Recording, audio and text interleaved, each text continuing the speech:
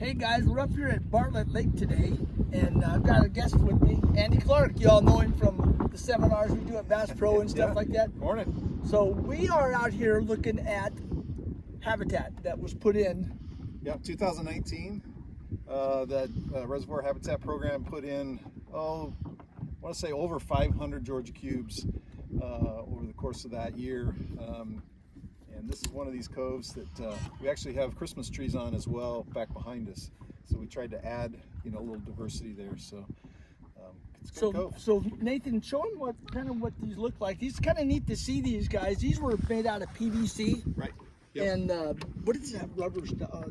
It's corrugated drain pipe. Okay. So it's for irrigation purposes typically. So it's 4-inch drain pipe. Yep. So it's just interwoven in a 4x4 box, essentially PVC box. Yeah, and look how this is in 2019. So this is 6 years old, right here, and look at it's all together right now. So it's lasted this long. Yep. So that's a good thing. Yeah, and it'll last probably 20 years if it stays submerged. If it stays out like this for too long, that'll cut that life by a bit. But from the sun. Yep. Okay. So our plan today, guys, is to come out, show you the habitat. We're going to fish some of these. These are pretty shallow right now, and the fish may not be up there right now, but we'll go out and fish some Christmas trees out here. Yep. And so stay tuned with us, and then we're going to fish other areas, and we'll see what we catch fish off of each one. Perfect. Stay tuned with us. Nice fish. All right, we got our first fish off the habitat. Yeah. Good 2-pounder. Oh yeah, that's a nice one for boat it. Bring that baby up there. Oh, that's a nice fish for Bartlett Lake. Look at that. Oh yeah.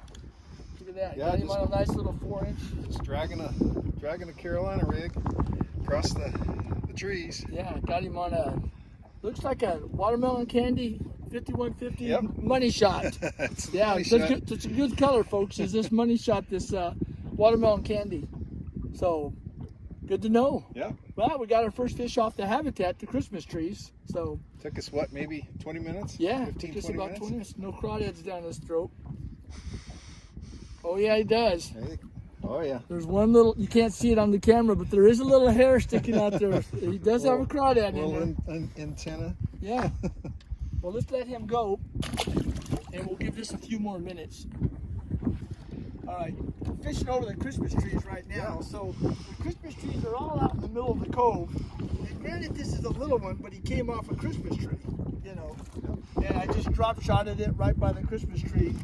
So the Christmas trees over here in this area are this is just a lot of little tiny buck bass that are schooling up out here, is what that is.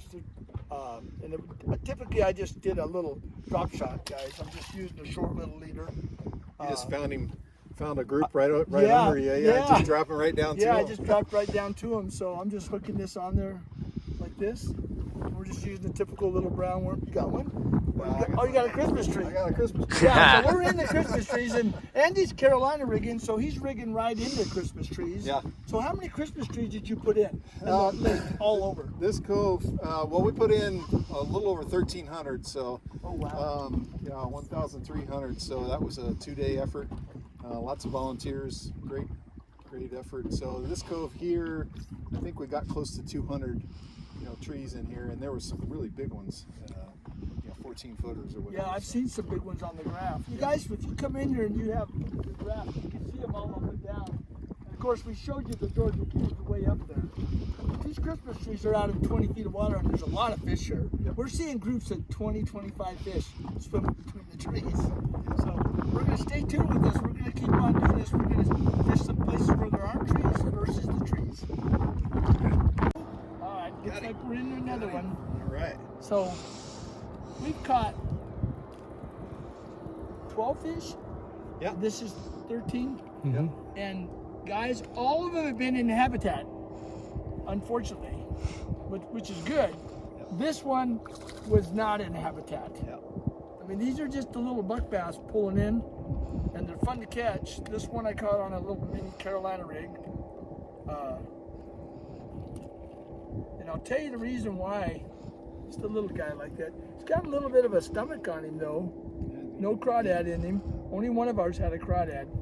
But let me just give you a little hint, guys, real quick about fishing. If you're missing a lot of strikes, Texas rigging, like this, that fish has to eat that whole thing. You set the hook, and that mouth has to go open, and you hope to God that that hook sets him in the top of the lip. Yep. What I do now is I put a bobber stopper on there like this, Ah. move that up about 5 inches, 6 inches long. Yep. Now I got what you call just a little mini Carolina rig, you know, Yep. little 1/4 ounce tungsten. Make sure you hide that bait inside the worm. Yep. Now all Like you gotta this. eat is the worm. And yeah, Yep. all they're doing is eating the worm. Yep. And if you get a bite, start reeling, your pole bends over a little, just snap it, and you catch the fish. My catch ratio went from 75% to about 99% doing this. So if I can give you one good hint, that'd be it, right? Yeah, when you're Texas rigging. Right. Yep. Yep. So we caught one finally off the habitat. Exactly. We've been fishing a lot of habitat, so Yep. And we're trying to get a difference between the habitat and the non-habitat, and trying to get fish semi-equal time.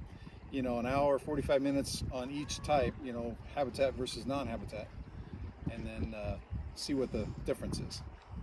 good point. Not too bad. Not bad at all. So we got one. There we go, right at the boat. Right at the, yeah, You got one too. Look at that. little one, but Yep. hey. Take it. Bartlett Lake bass, guys, 1 pound. These are good eating if you're going to eat any fish instead of keeping the big ones. These are the ones they actually need to harvest, don't they? Yeah, I'd recommend you keep 6 of these size. You know, this time of year, you know, you may not want to do it as much when they're in the spawn, but there's really nothing wrong with them. No, they Taking taste these good. home. I kept Yep. 2 last week and I had them. They Yep. were really good. But yeah, this lake is overrun with this size, so and nobody harvests. You know, very few harvest them at this lake, so it's good to take a few. We ended up with 19 today, guys. Probably, 16 was on habitat, and then we're over here, right on the flat over here, Yeah. and they're all over out here. So it's good just to end the show right now. Yep. So, No, I think definitely, you know, the habitats makes them easier to find, but oh, it did. they're definitely, you know, Real not the easy only to find place. today, didn't it? Yeah. So Christmas trees and the Georgia cubes paid off for us today. Yep. Yep. So hey, thanks to Bass Pro Shop for sponsoring you guys and buying a lot of the habitat. Yeah, Bass Pro Shop's been phenomenal. I've gotten grants and you know, and help with the anglers, them, you know, organizing the angler raffles and stuff. Right. Bass Pro Shop's been just tremendous. Yeah, last few years we've raised quite a bit in our seminar out there.